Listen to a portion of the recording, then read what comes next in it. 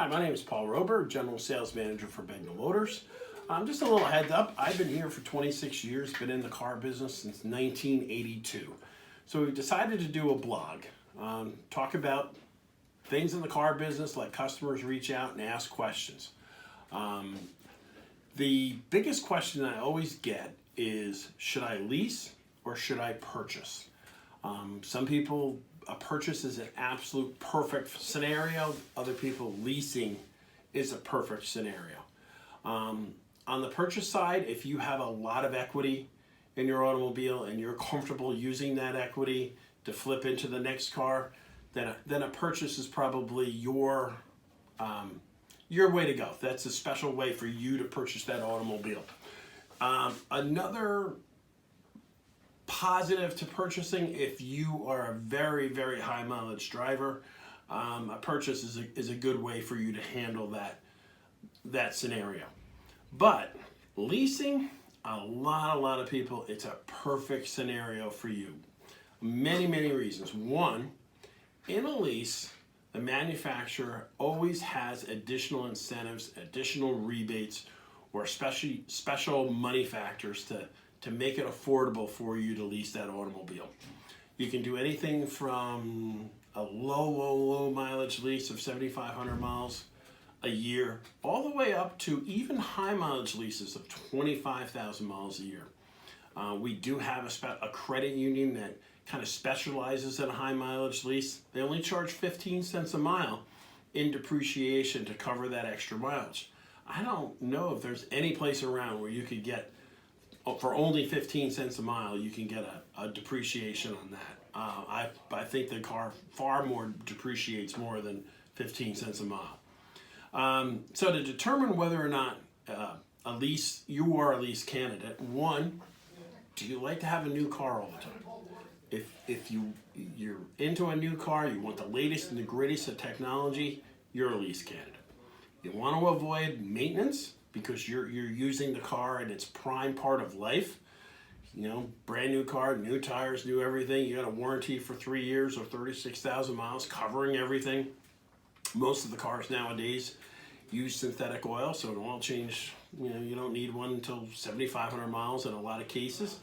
So that type of scenario, if that fits your personality, you are a prime candidate to be a lease. One of the ways that we look at this is a car in this part of the country is a necessity. For you to get what you need to get done on a day-to-day basis, you need a car. You got to run the kids to school. You got to take the kids after school to ball games or whatever else. You got to go grocery shopping. All the things that you need to do, you need a car. So it's an expense, and it should be broken down to a monthly expense. Kind of like a phone bill, a cell phone bill, your rent, or your mortgage payment. It's a monthly bill. So what you try to do is work into your budget what the monthly expense could be for an automobile. And you work your lease payment accordingly to that. In most cases, I don't recommend you put a lot of money down on a lease to get to that particular point. In certain situations, if you total an automobile and you put a lot of money down, you could lose that down payment. That down payment may not come back to you. Your best case scenario is cover your sales taxes, just put your taxes down. The reason being, in New York State, they want the taxes up front. They want them at the time that you are signing that lease. They want their sales taxes. If you cap those taxes, which capping means putting it into the lease and financing them, New York State has a formula where they tax the tax. So your 8% sales tax turns out to be about 10.5%, somewhere in that neighborhood with interest and everything. So your biggest bang for the buck is put your taxes down, and that is it. That payment is what you work into your budget for your monthly budget, and this will determine what you can afford and what you can't afford.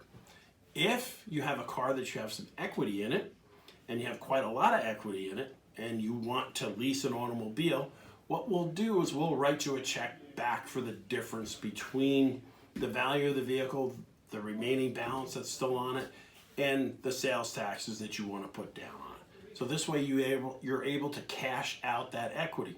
Now, a lot of times, folks can do get a lot of things with that equity.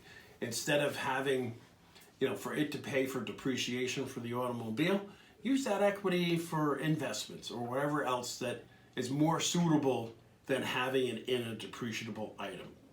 A lot of the experts say you purchase what appreciates and you lease what depreciates. So we are lease experts here. We have we're up to about 7 or 8 different leasing companies. Each one has their specific attributes that we could fit to your own personal needs. That's why we have so many different leasing companies. We have all different kinds of terms, all different kinds of different products. In some cases, especially on Rams right now, you can get up to almost $10,000 in rebates if you lease an automobile.